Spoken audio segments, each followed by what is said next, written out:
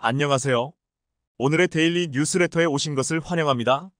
지금 한국을 막지 못하면 우리 중국은 영원히 남중국해에 갇혀버리게 될 것이다. 얼마 전 한국의 국방과학연구소 ADD에서 이어도 코앞으로 미사일을 날리겠다며 공지를 띄우자 중국 내 군사 전문가들은 굉장히 격양된 반응을 보이고 있습니다. 그동안 무시로 일관하며 대만 수복에만 집중해오던 중국인데 한국의 군사적 팽창 속도가 더 이상 무시할 수 없는 수준으로 올라오고 있다는 것입니다. 중국이 탐내던 한국의 최남단 이어도 인근으로 국방과학연구소에서 작심하고 날린 블록버스터급 미사일의 목적과 중국 북경의 군사대학 리펑친 교수는 한국의 국방투자 속도는 일반적인 시각에서 볼 때 도저히 제정신이라고 볼 수 없다. 이런 투자 규모와 속도는 평범한 국가의 준전시 상태 수준으로 사실상 전쟁에 대비하고 있는 수준의 집착이라며 한국이 왜 이렇게까지 군사력에 집중하는지 이해하기 어렵다는 의견을 내놓았습니다. 그리고 여기엔 한 가지 단서를 달았는데 현재 러시아 우크라이나 상황 속에서 한국이 경제적으로 정치적으로도 가장 많은 이익을 보게 된 결과 분명히 다른 꿍꿍이가 있을 것이란 의문을 품었는데요. 최근 미국의 대선을 앞두고 한국은 드디어 자체적인 핵무장을 할 수 있을 것이란 기대감을 내비치고 있는 상황 속에서 한국은 지금도 북한을 상대로 압도적인 전력을 보유하고 있지만 이런 화력으로도 충분하지 않다며 핵무장이라는 최종 병기를 향해 성큼성큼 나아가자 중국 내 군사 전문가들은 한국이 필요 이상의 군사력을 갖추는 목적은 북한이 아니라 사실 중국을 겨냥하고 있는 것이라며 목소리를 높였습니다. 최근 대만에 대한 공격적인 훈련을 진행하며 본격적으로 대만 수복작전에 돌입하기 위한 예행 연습에 나서고 있는 중국은 한국에게 핵무장이라는 커다란 명분을 주게 될 것이라는 주장이 나오고 있습니다. 미국 역시 중국이 대만을 포기하지 않을 것이고 빠른 시일 내로 대만을 수복해 태평양 진출과 동시에 전 세계 물류와 원유 수송 경로의 60%를 차지하는 남중국해 패권을 가져오려는 작전이 조만간 실행될 것이라고 판단한 가운데 한국에게 전례 없는 핵카드를 쥐어주기 위한 국제적인 여론전에 나서고 있는 것으로 보입니다. 미국은 과거부터 이런 카드를 잘 사용해왔는데요. 국제유가를 좌지우지하는 중동에서 분쟁이 자주 발생하고 이슬람 국가마저 파벌이 나뉘어 국제유가가 오르락 내리락 하자 이스라엘의 핵무장을 묵인하는 방향으로 중동 정세를 안정시킨과 동시에 국제유가 안정화를 이끌어내고 있는데 이와 같은 전략을 한국과 중국의 관계에서도 적용시킬 수 있다는 분석이 나오고 있습니다. 중국이 자국에 넘쳐나는 인구를 믿고 대만을 수복하느니 태평양 진출을 하느니 여러 가지 희망사항을 늘어놓고 있지만 이런 중국을 얌전하게 만들기 위해 한국에게 주한미군을 철수한다고 압박하고 국방력에 빈틈이 생긴 한국이 자연스럽게 핵무장을 하도록 국제적인 여론을 조성하는 것입니다. 여기에 중국이 대만 침공을 현실화하면 한국에겐 금상첨화 같은 상황입니다. 중국이 대만을 손에 넣을 수 있을지 없을지 모르지만 확실한 건 대만 이후엔 한반도, 북한 지역을 삼키려 한다는 것입니다. 실제로 중국은 지난 2~4년 전후로 해서 미국의 오바마 정부에게 북한 정권이 감작이 붕괴되면 한국, 미국, 중국, 러시아 4개국이 분할 통치를 하자는 제안을 하였고 여기서 중국이 드러낸 야심은 한반도 동해 지역을 통해 태평양으로 진출하고 싶다는 목적을 드러낸 것입니다. 우리 헌법에선 한반도 전체를 대한민국 영토로 규정하고 있는 만큼 중국의 한반도를 통한 영토 확장 욕심을 그냥 두고 볼 수만은 없는 상황입니다.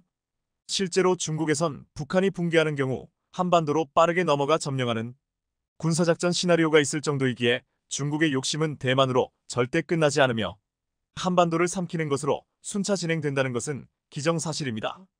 상황이 이렇기 때문에 한국에선 더더욱 핵무장에 집착할 수밖에 없는데요. 중국이 대만을 침공하는 그 순간이 골든타임으로 불리는 이유가 있습니다.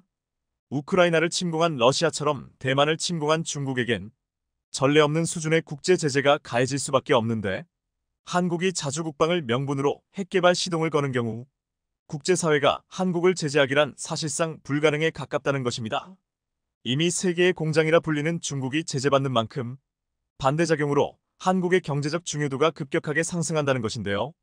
첫 번째로 세계 판매량 2위 수준의 중국산 스마트폰 자리를 한국이 대신하게 될 것이고 중국산 자동차 판매와 선박 판매도 한국이 자리를 차지하게 될 것입니다.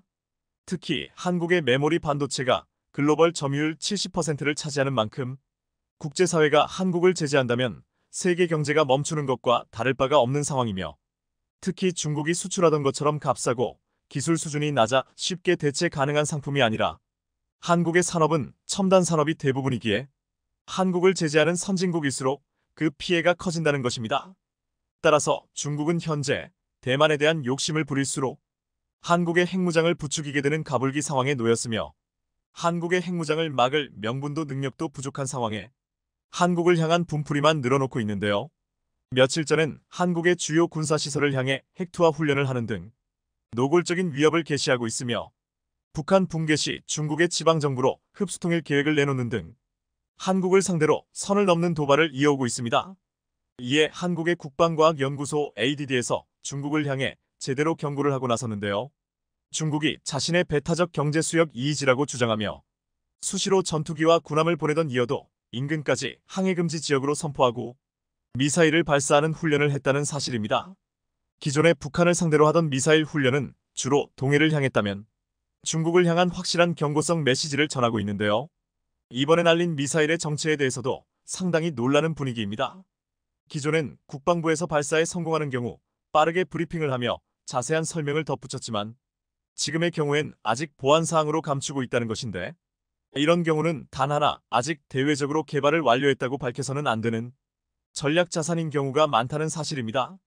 국내 네티즌들은 이번에 발사한 미사일이 국방부에서 아직 꽁꽁 숨겨두고 있는 현무 5 고위력 탄도미사일이거나 현무의 SLBM 버전 또는 극초음속 미사일로 추정하고 있습니다.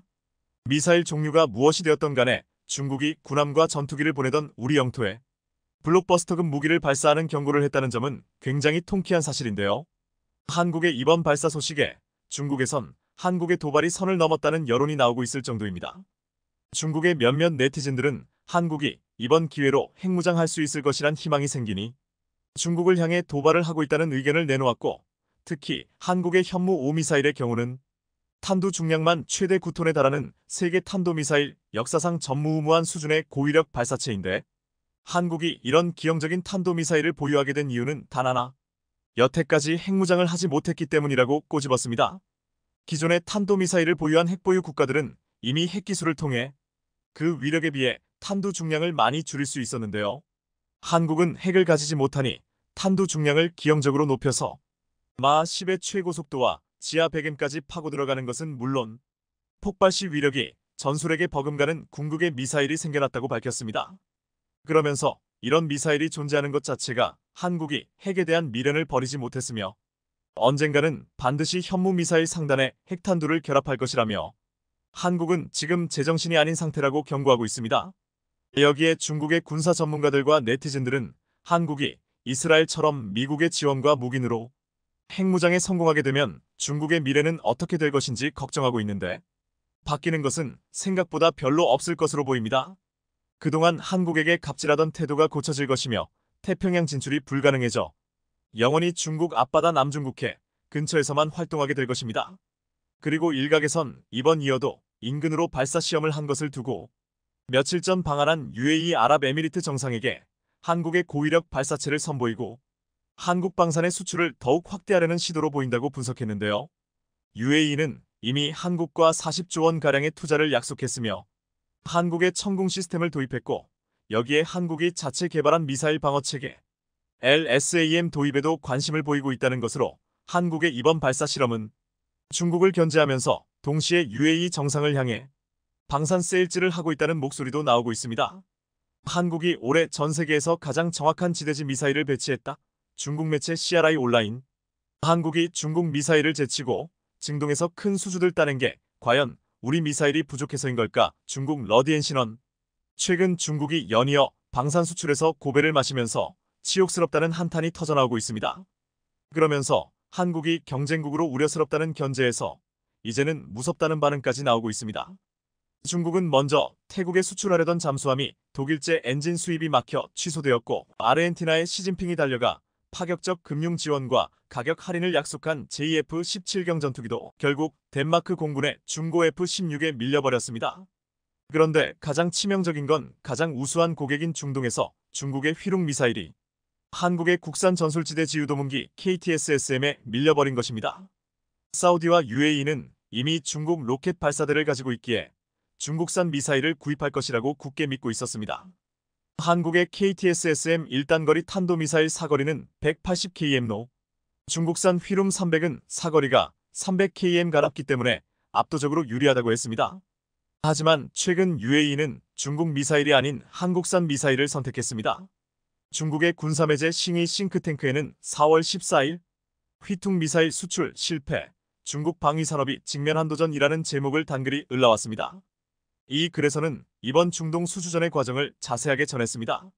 올 연초 중동 현지에서는 KTSSM을 천무 다연장 로켓에서 휘룸 300을 중국산 SR 5다연장 로켓에 각각 장착해 발사하는 시험 사격이 진행됐다고 했습니다. 사우디아라비아와 아랍에미리트 가발주자인 것으로 전해졌는데 이 시험 사격 후 결국 KTSSM을 선택했다고 했습니다. 중국 빌리빌리에는 중국 미사일이 실패했다. KTSSM-1이 휘등 300을 미사일 비교 시험에서 격파하고 중동에서 무기 주문을 따냈다라는 제목으로 영상이 몰라왔습니다. 이 영상에는 한국 KTSSM의 발사 영상과 휘등 300을 비교해서 보여주었습니다. 군사에 관심이 큰 중국의 네티즌들은 비교 영상을 보고 이렇게 말했습니다. 예전에는 싸기만 하면 몇 개 주문을 받을 수 있었는데 이제는 스탠다드부터 가성비까지 다 망쳐버렸네요. 평소에 우리는 그저 평범하고 단순한 개발도상국일 뿐이고 농사를 짓는 것은 정상적인 일입니다. 레벨 차이가 너무 심하고 가격도 메리트가 없습니다. 이렇게 한국 미사일과 격차에 대해서 인정하는 댓글도 있었고 한국의 현재 기술 수준에 대해서 높게 평가하고 분석한 글들도 있었습니다.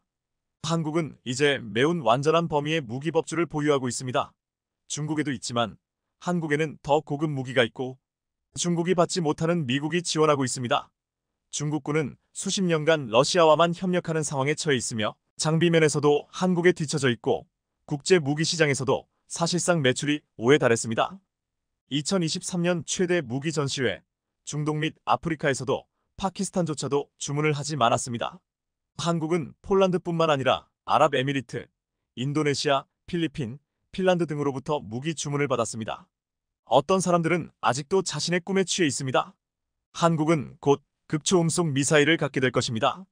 현무사는 사거리가 1.000km가 넘는 극초음속 미사일이고 목표는 YJ-21입니다. 한국의 군대는 강하지도 약하지도 않다고 생각했는데 아마 전 세계의 몇십 위 정도였을 거라고 여겼습니다. 그런데 알고 보니 2020년 기준으로는 세계 7위였는데 올해는 5위가 되었습니다. 지난 몇 년 동안 한국은 이 순위에 머물렀어요. 이전에도 상위 10위 안에 들었습니다. 중국 매체들은 휘룡 300의 성능은 뛰어나지만 미국산 로켓 발사대와 호환되지 않아 밀렸다고 했습니다. 하지만 사우디와 UAE는 중국산 발사대를 분명 가지고 있었기에 변명처럼 들렸습니다. 실제로 휘룸 300은 사거리가 300km로 KTSSM 180배보다 길지만 KTSSM이 성능과 사용성, 가격 등에서 훨씬 더 우수해서 선택되었다고 했습니다. 중국은 또한 지난해 4조 2천억 원 규모의 사우디 방공 미사일 수주전에서 한국의 천궁에 의해 중국산 LY-70 방공 미사일이 밀려버렸습니다. 그전에는 UAE에게 35억 달러 4조 6천억 원의 수주까지도 내주었습니다. 중국은 지금 거대한 중동 방산 시장을 한국에게 모조리 내준다면서 천궁과 천무에게 밀렸지만 앞으로 자주포는 내줄 수 없다고 말하고 있습니다. 사실 한국의 K9 자주포는 세계 최강이지만 중국은 중동에서는 자신들이 수주할 것이라고 떠벌리고 있습니다. 중국은 중국산 PLG 5자주포와 K9 자주포를 비교이면서 PLG 자주포는 이미 사우디에 수출된 바가 있기에 이것이 K9 자주포보다 훌륭하다고 주장하고 있습니다. 그런데 전문가들은 PLG-5가 정말 대단한 무기였다면 중국은 왜 이를 320대만 양산했냐고 따져묻고 있습니다. 분명 이 자주포에는 심각한 결함이 있다고 했습니다. 중국은 PLG-5의 사거리가 50km이기 때문에 40km 사정거리를 가진 K9보다 우수하다고 주장했습니다. 하지만 50km는 애당초 일반 포탄과 PLG의 155포 구경으로 나올 수 없는 사거리기에 특수 사거리 연장탄으로 거리를 측정한 것으로 보았습니다. 실제로 K9 자준포도 사거리 연장탄을 써야 최대 사거리가 40km가 나오는데 중국의 자랑은 거짓인 것으로 여겨지고 있습니다. PLG-5는 3분 동안 1문에 무려 10발씩 30발의 연속 사격이 가능하고 일반 사격 모드에서는 1분에 5발의 포탄을 쓸 수 있어 다른 나라의 자주포 대비 2배 이상의 연사 속도를 가지고 있다는 것이 중국 측의 주장입니다. 발사 속도만으로도 세계 최고인데 포탄의 사거리도 최대 100km에 달해 어지간한 미사일 수준의 능력을 지랑한다고 했습니다. 하지만 이러한 주장을 믿는 사람도 믿는 국가도 어디에도 없습니다. 중국은 자국의 최신형 자주포라며 PLG-5의 훈련을 여러 차례 공개했는데 그때마다 이 자주포는 사격과 동시에 차체가 출렁이며 그야말로 춤을 추는 모습을 보여줬습니다. PLG-5는 포탄 한 발을 사격하면서 포시는 물론 차제, 전제가 앞뒤로 심하게 출렁이는 모습이 거의 모든 사격 영상에서 공통적으로 관찰되었습니다. 화포가 사격할 때 이렇게까지 흔들린다는 것은 화포이기에 앞서 무기체계로서의 가치가 없다는 것을 뜻한다고 했습니다. 지난 2020년 이미 PLG 자주포를 도입했던 사우디 왕세자 빈 살만은 한국에 오자마자 국방과학연구소를 찾아가 K9 자주포 200대를 구입하겠다는 제안을 하기도 했습니다. 중국의 싱이 싱크탱크는 최근 한국산 미사일을 비롯해 각종 무기와 경합에서 연전연 패하자 중국산 수출 무기의 품질 관리 성능, 데이터의 투명성 등을 냉정하게 돌아봐야 한다라고 말하기도 했습니다. 그동안 미국산을 사지 못하는 국가들이 싼 맛에 중국산을 샀다고 하지만 이제는 훨씬 훌륭한 성능의 가격까지도 착한 한국산이라는 훌륭한 옵션이 생겼습니다. 지난 4월 24일 폴란드 수출형 천무 호마르케이가 국방과학연구소 안흥시험장에서 발사가 이뤄졌습니다. 이날 호마르케이는 300km급 미사일 291발을 발사했고 미사일은 200여 초를 날아가 표적에 정확히 명중하며 K방산의 우수성을 세계에 알렸습니다. 폴란드 군사 전문 매체인 디펜스24는 CTM-290은 에이테크임스 ATACMS와 동등한 KTSSM-KEI즘 미사일 계열의 수출형이라고 소개했습니다. 이는 사거리를 약 300km로 늘린 전술지대 지유도 무기 KTSSM-1을 말한다며 미사일은 구경 600의 길이 4m, 무게 약 1.5T로 그중 3분의 1이 탄두 무게라고 디펜스24는 전했습니다. 중동의 국가들은 KTSSM-1을 구입했지만 이제 사거리가 35km로 늘어난 KTSSM-2까지 노릴 것이라고 했습니다. UAE 대통령은 다음 달 중순 한국을 찾아와 지난해 약속한 300억 달러 약 41조 원을 어디에 투자할지를 공개할 것이라고 했습니다. UAE는 2022년 중거리 지대공 미사일인 천궁을 35억 달러, 약 4조 6천억 원 규모로 도입한 바 있는데 최근 북한과 협력해 탄도미사일 개발을 고도화하는 이란을 견제하려 한국산 무기의 추가 도입에 나설 수 있을 것으로 전망하고 있습니다. 이제 중동 국가들은 지대공, 지대지 미사일에서 중국을 완전히 배제하고 한국만을 바라보고 있습니다. 그동안 중국산 무기 수출의 절반은 인도와 국경을 맞댄 파키스탄이었는데 이제는 파키스탄조차도 중국산 무기를 사지 않고 있습니다. 적국인 인도도 K9 자주포를 도입할 정도로 수준이 높아졌기 때문입니다. 그래서 중국이 노리는 것은 미국과 대립각을 세우는 거대 자본이 있는 중동이었는데 중동의 국가들도 중국이 아닌 한국을 선택하고 있습니다. 앞으로 중동의 거대 자본은 한국에게 갈 것으로 전망하고 있습니다. 최소 300대는 반드시 사야 합니다.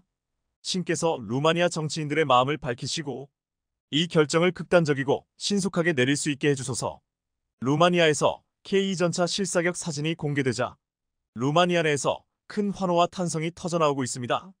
현대로템은 지난 1315일까지 루마니아 가라치에 있는 스마르단 트레이닝 센터에서 K2전차 사격 및 기동 시범 행사를 벌였습니다. 루마니아에서 K2흑표 전차가 실사격을 하는 것은 처음이었습니다. 이번 실사격은 루마니아와 한국 양국의 군 고위 관계자와 정부 대표, 현대로템 기업 대표단이 참가했는데 루마니아가 K2 전차 도입 마지막 사인을 하기 전에 하는 시험이라 큰 의미가 있었습니다. 군사매체 아미 레코그니션은 관계자들은 이번 야전 및 사격 시험은 단순한 장비평가 절차뿐 아니라 루마니아와 한국 간 방산 계약 내용을 마무리하는 중요한 단계가 될 것이라고 분석했습니다. 궤도 장비의 현지 실사격은 계약 체결전 무기 성능 평가를 위해 거치는 마지막 단계이자 이번 사격 결과에 따라 K2 전차 계약 금액과 대수 등 수출 규모와 시점이 구체화될 것이라고 했습니다.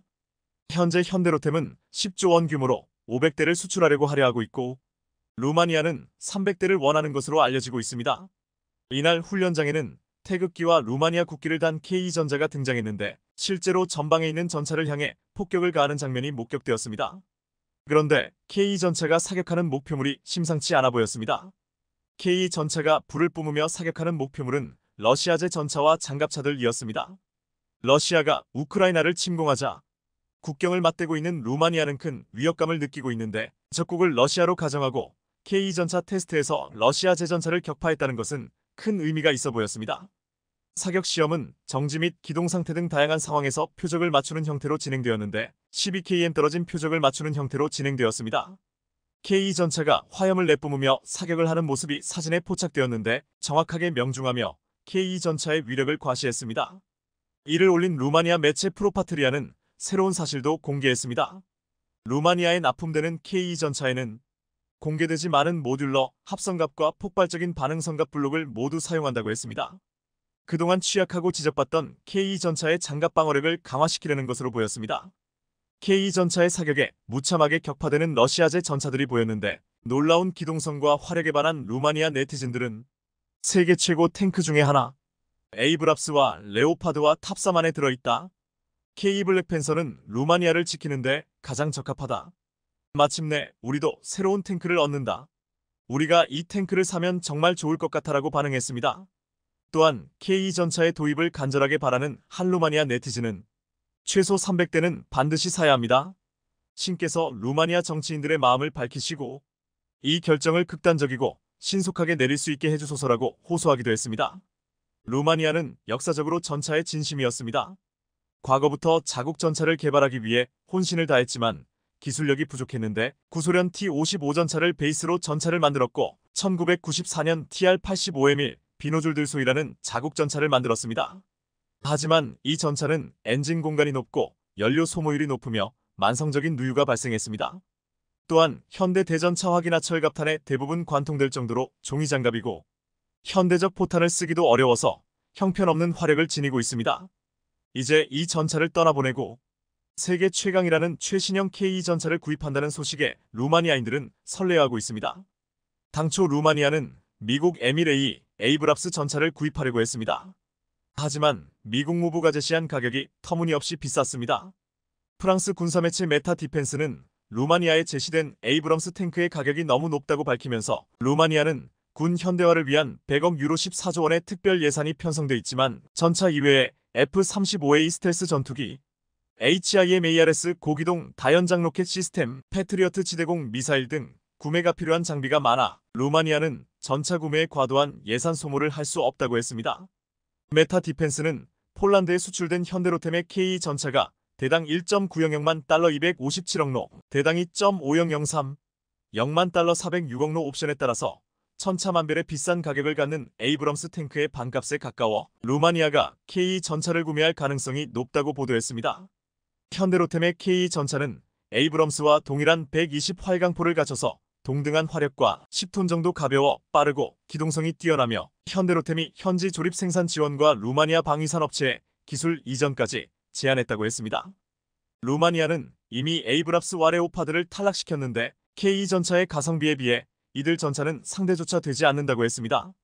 지난해 노르웨이는 K 전차를 시험평가하고 이번이나 추천했지만 정부의 결정으로 독일 레오파드를 선택한 바 있습니다. 노르웨이는 독일 레오파드 EA8 전차를 대당 3천만 유로 460억 원에 계약했습니다.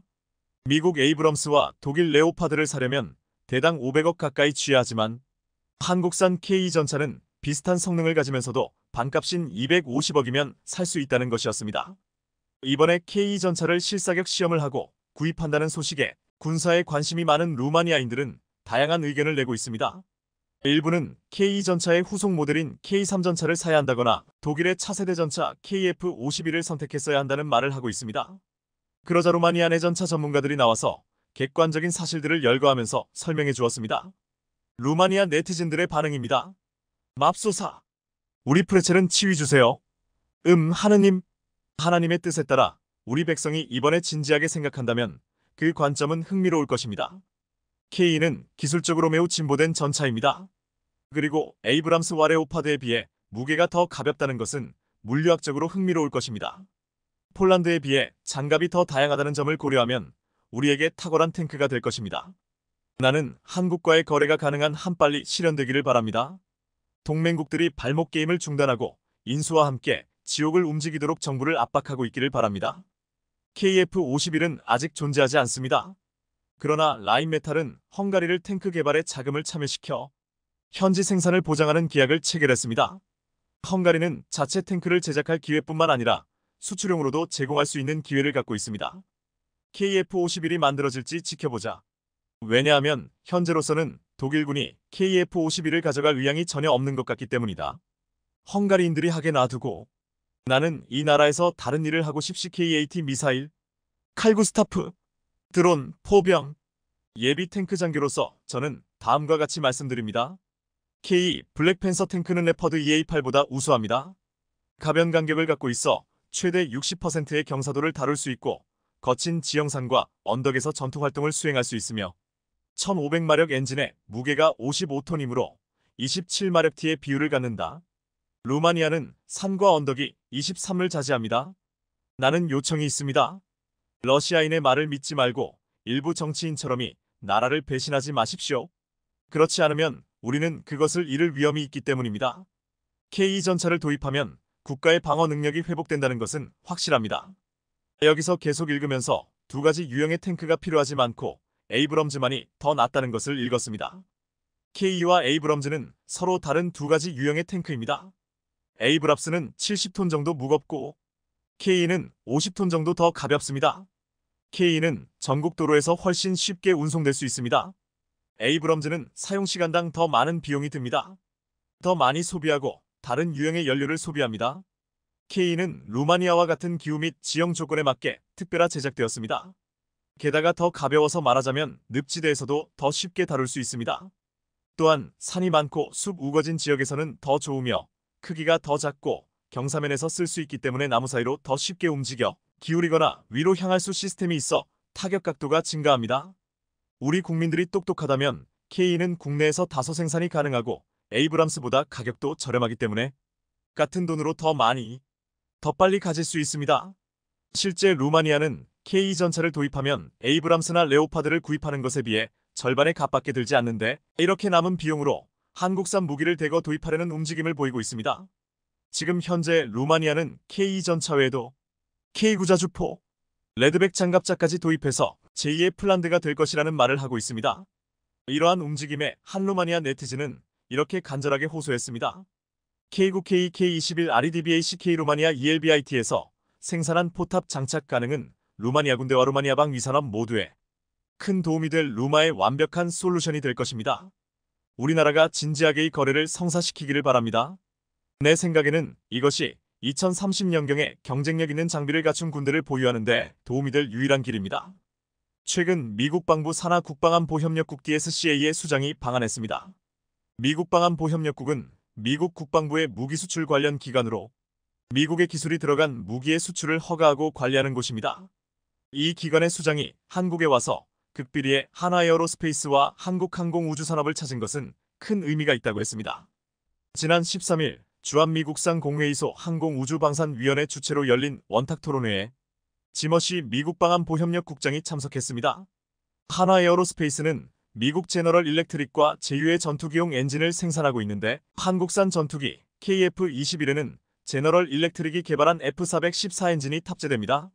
한화에어로스페이스는 폴란드와 인도네시아, 사우디 등의 수출을 추진하면서 미국 방안보협력국의 협조를 구하려고 허쉬 국장에게 적극적으로 어필했다고 했습니다. 그런데 허쉬 국장이 가장 눈여겨본 곳은 FA-50이라고 했습니다.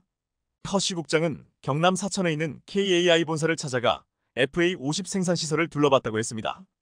일각에서 지금 미국에게 FA-50이 중요한 시점이라고 했습니다.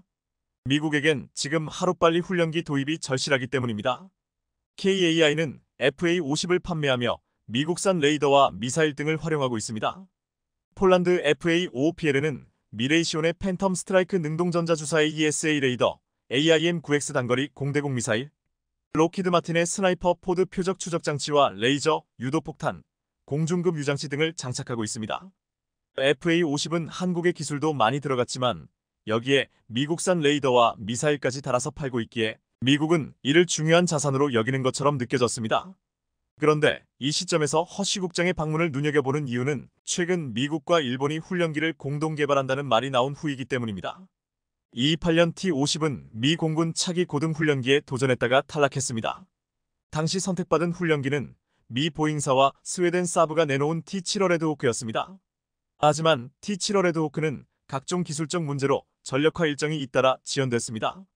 이에 이제 3년 내에 도입되는 이 해군의 전술임문기와 고등훈련기, 미 공군 전술임문기 사업을 합쳐 총 500여 대 규모 사업에 FA-50이 또다시 도전하려 하고 있습니다.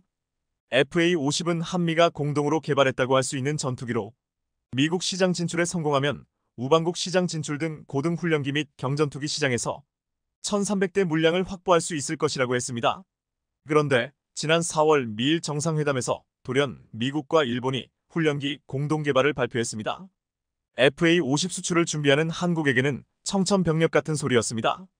일본의 T-4 훈련기는 1988년부터 실전 배치된 훈련기로 총 212대가 생산됐는데 현재 기체가 심하게 노후돼 전투기 조종사 훈련에 큰 어려움을 겪고 있는 것으로 알려졌습니다. 미국은 보잉 사부가 개발 중인 고등 훈련기 T-7A 레드호크가 있는데 개발에 문제가 생기면서 일정이 지연되고 있습니다. 이에 일본은 미국이 차세대 고등 훈련기로 개발 중인 T-7업 파생형 도입을 염두에 두고 공동 개발을 제안했을 가능성이 있다고 분석되었습니다. T-7호를 도입한다면 공동 개발을 제안했지만 실제 일본 업체의 개발 기여도는 낮을 것이라고 했습니다. 방산업계 관계자는 T-7호가 여러 테스트 결함을 보여 미 공군의 첫 운용 시점이 2028년까지 연기됐다며 일본은 미국과 손잡고 라이선스판 T-7호 가칭 T-7AJ를 비교적 싸게 얻으려는 노림수일 수 있다고 분석하기도 했습니다. 실제로 공동 개발이기보다는 미국은 일본과 함께 구입해서 싸게 도입하려 한다는 것이라는 것입니다. 미국의 입장에서는 T-7호가 개발이 지연되면서 개발 자금에 대한 부담이 커졌는데 일본을 끌어들이면서 이 부담을 줄이려는 시도로 보였습니다. 그런데 일본은 미국과는 다른 말을 하고 있습니다. 미국이 개발한 훈련기를 그냥 도입하는 것이 아니라 일본은 정말 미국과 함께 새로운 자국 훈련기를 만들겠다는 것이었습니다. 일본에서는 공동 개발을 말하면서 개조 자유도 혹은 항공기 요구 성능이라든지 일본 주도로 포함시켜 간다든지 그런 것이 가능한 범위에서 국제 공동 개발을 추구할 것이라고 말했습니다. 일본은 위험 분담 차원에서 함께 개발할 뿐 주도권은 자신들이 쥐겠다며 사실상 독자형 모델을 만들겠다고 말한 것입니다. 일부 전문가는 미 해군은 항공모함에서 쓸 수 있는 차기 함재용 훈련기를 원하고 있는데 일본은 해군용 훈련기가 아니어서 양국 이해관계가 일치되지 않는다고 했습니다. 일각에서는 과거 미국과 일본의 차세대 전투기 개발 프로그램이 좌초되었던 것처럼 이번 훈련기 개발도 무산될 가능성이 높다고 보고 있습니다. 일본은 당초 미국 방산기업 로키드 마틴과 함께 미쓰비시 중공업이 차세대 전투기를 함께 만들려고 했습니다. 일본은 북한의 핵미사일 도발, 중국의 대만 침공 가능성, 러시아의 위협 등으로 6세대 전투기를 개발하려 했지만 최첨단 기술은 공유하지 않는다는 미국 측 방침에 따라 좌절되었습니다. 로키드 마틴은 일본이 F-22, F-35 제작 기술을 사용하는 것에 반대했습니다. 일본은 중요한 핵심 기술을 로키드 마틴에게서 가져오려다가 무산된 것입니다. 한국도 KF-21을 개발하면서 핵심 4대 기술을 전수받지 못했는데 우리는 우리 힘으로 이 기술을 개발한 바 있습니다. 결국 일본은 기술 공유가 가능한 영국과 협력할 수밖에 없었고 결국 영국, 이탈리아와 함께 6세대 전투기 개발에 나선 것입니다. 현재 미국은 T-7호가 개발의 난항을 겪으며 예정된 기간보다 수년 늦어졌기에 훈련기가 빨리 필요한 상황입니다. 그러기에 일본이 원하는 방식으로 새로운 훈련기 개발에 시간을 쓸 여력이 없을 것이라고 했습니다. 이에 이미 검증된 훈련기 T-50, FA-50을 도입하는 것이 가장 안전하고 탁월한 선택이 될 것이라고 보고 있습니다. 미일 공동개발 훈련기는 T-7A 기종의 파생형이 유력하다는 관측도 있지만 일본이 보잉의 T-7호가 아니라 로키드 마틴과 T-50 기반으로 전술 훈련기 공동 개발을 추진한다는 말도 나오고 있습니다. 일본이 문제 많은 보잉의 T-7호보다 로키드 마틴의 T-50을 선택할 가능성 높다는 것입니다. 얼마 전 일본은 훈련기를 개발하기보다는 도입하려는 계획을 세우고 있었는데 후보 기종으로 이탈리아 M346과 미국 보잉의 T-7호가 경합을 할 것을 알려졌습니다. 하지만 KAI의 T-50을 참여시키려는 방위성 움직임이 있다는 것이 포착되기도 했습니다. 지금 미국과 일본이 공동으로 훈련기를 개발하는 것이 과연 가능하겠느냐는 질문이 나오면서 FA-50의 미국 진출에 대한 희망은 아직 꺼기지 않았다고 말하고 있습니다.